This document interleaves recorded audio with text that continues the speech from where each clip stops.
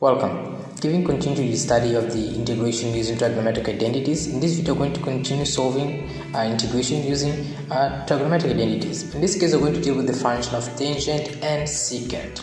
In the previous video, I've seen sine and cosine functions, and I briefly mentioned about a rule which I said was an MN rule, which basically implies that we have to check the exponent, which are the powers of these functions, and accordingly we decide which one we have to replace by its identity, and then we simplify and use the adequate method. It may be UDU or UDV, and then we solve our integral. In this video, we're going to deal with the function of the tangent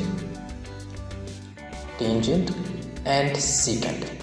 Now, whenever I have a product of this thing, one thing that you should bear in mind first of all is that this function have some relation, maybe distant, but somehow they're going to get some relation between them, and that is important.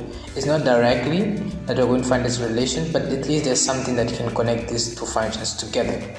So let us say, for example, we have a function. Let us consider that we are asked to find this indefinite integral, and then we have, let us say, for example, tangent of raised to the power 4 of x and secant raised to the power 4 of x dx. Now, what is this MN rule that I'm talking about? See, the exponent in this case here, the MN rule will be like this. The exponent of the secant function, we are going to call it as n, and the exponent of the tangent function, we are going to call it as m. So in this case here, we have m and n as equal. So this here is n and this here is m. Now, why is this important? It's important because these values here, if they are even or odd, they're going to help us to decide how to go about it. Now, first consideration, we can just write this thing as this. If you have tangent of m x, this is going to be a secant of n x dx. Considerations. First thing is this: if your n is even, what you're going to do, you're going to try to separate sec square of x. Fine, so that you're going to try to find a way in which you're going to have UU, because you're going to use substitution UU, you're going to have UU as 10 of x. It will make sense as we solve. If your m is odd, what you're going to do in this case, you're trying to find a way in which you're going to have sec of x, tan of x separated so that you can easily take UU as sec of x, which means UU is going to be sec of x. This is going to make sense when you're going to be solving these exercises. And the last case, in the case in which m and n, they're in the same given expression, you have m which is even and m which is odd, for example. In this case, you're taking both of them as even, so it's going to be easy for us to apply this. If both of them were odd, it will also be easy for us to find the result. But if they are different, for example, m is even and then n is odd, then this is going to be a bit tricky to solve it, but we're going to solve in the coming videos. Now, let's take one example here. Let's continue with this example here. Now, this is the example that you're given. As you can see from this example here, our n is even. It means that we have to find a way in which our sec square of x is going to be taken separated. Now, one thing that we also should remember is that always that we're dealing with such kind of functions, we have to always remember that there is some kind of identity that we're dealing with. In this case, the identity we're dealing with is this: sec square of x is equal to 1 plus tan square of x. This is your identity, fine, that you're going to use to replace this. So this is going to express the function between these two functions here. Good. Now let's come into this one here. As you can see here, n is even in this case, so it means that we are going to apply this kind of relationship, so that we are replacing our n and expressing in terms of tan of x, as it was said over here when I was explaining this part. So we are going to have tan raised to 4 of x. First, this is raised to power 2 and this is raised to the power 4. So you cannot directly apply this. So we're going to separate it first. 6 square of x, 6 square of x dx. Great. So we'll continue with this. We're going to have here tan raised to 4 of x, and then we're going to get here, instead of this 6 square of x, I'm going to replace with this one. 1 plus tan square of x, which is this one, and then here we're going to have 6 square of x dx. Now, why did I do this thing here? Because I'm trying to find a way so that when I'm going to use u du to solve this thing, it's going to be easier for me to solve it. So in this case here, if we take our tangent as u, the derivative of tangent, we know that it's 6 square of x. So if I take here, let us take u as tan of x, because remember the another case in which we mentioned that u du should never have something like square or any power. Same rule should have here. So u is equal to 10x. Fine. So what is the derivative of tangent of x? We have a whole list explaining the derivatives. Derivative of 10x is 6 square x, and then this is going to be dx. Fine.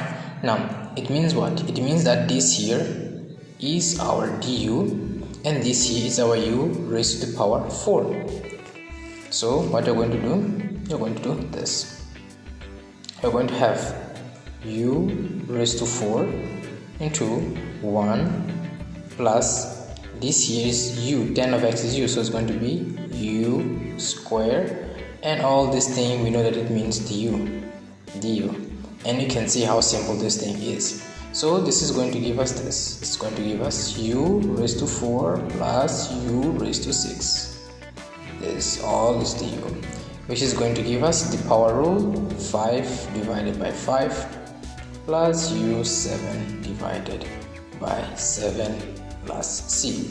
But you know that we're not dealing with u, we're dealing with x. So we know that u means 10 of x, so this is going to give us 10 raised to the power 5 of x divided by 5 plus 10 raised to the power 7 of x divided by 7 plus c, and then we get our result.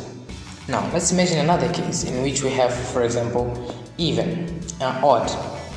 This was even, now we're going to the case of the odd. So in this case, let us take, for example, this is going to be our next one.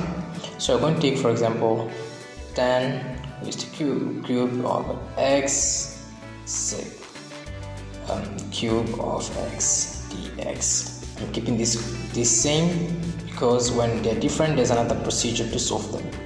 Now this is the case that we have, which means that we're going to go to this condition I explained over here, in which we're trying to separate sec x tan x to help us to solve when we get to the u du. Now this case here, as you can see, this is odd. Now if this is odd, it means that we're going to separate our function to get sec x dx. Fine. Now how do we do this thing here? In order for us to do that, we should first see that if this is raised to 3, if you remove one of this, it's going to be sec squared, and then we're going to be squared into sec x, which means it has no power, like this. And also going to remove 1 from this, so this is going to give us this. So we're having tan square of x sec square of x. See, we remove, and then we're going to multiply it over here. Tan of x sec of x, all this dx. Now we are doing this as we are preparing this for our substitution u du. Then we are going to get this tan of x sec of x. Now let us choose our u and our du, but before we do that, we have always to try to find a relationship here so that we can easily solve this kind of function. Now the same rule is the one that we saw about sec of x plus 1 tan x here, right? But then the question arises, which one of them are we going to choose to make this substitution here? Now the one we're going to choose to make the substitution here in this case is going to be we're going to use our 10x. 10x is going to be substituted in this case here, right? So if this is equal to 1 plus 10x squared, it means that 10 square x is equal to sec squared minus 1. So this is the victim, right? So we are going to continue with this. So instead of writing this, we are going to have here sec squared minus 1, which is 10x from this relationship here. This all into sec squared x tan x sec x dx. Fine, we got it. Now the next thing we have to do is to decide which one is going to be our u. One thing we know here is that if you take our u as sec of x, it's going to, the derivative of this is tan of x sec of x. So I'm going to take u is sec of x and du is going to be sec of x tan of x. This is distribution. It means if you have tan of x and tan of x into sec of x, it's same thing as sec of x into tan of x. So same thing we're dealing with here. Fine. So then we're going to make our replacements. Now you have here sec of x, so this is going to become 1. This is a square, so we're going to have here u squared minus 1, and then here have sec squared. It's going to be what? It's going to be u squared, and then have tan x sec x dx. Same thing as sec x squared tan x dx, sec x tan x dx, which is also du. And then you can see how simple this thing becomes. And then you're going to have here distributing, you're going to have u raised to 4 minus u squared du, and this is simply the power rule. So u raised to 5 divided by 5 minus u raised to 3 divided by 3, and then plus c, because you're dealing with an indefinite integral. But we know that in our function we're not dealing with u, we're dealing with x. So this is going to become what? What is our u? U is sec of x. So this is going to be sec raised to 5 of x divided by 5 minus sec raised to 3 of x divided by 3 plus c, and it is done.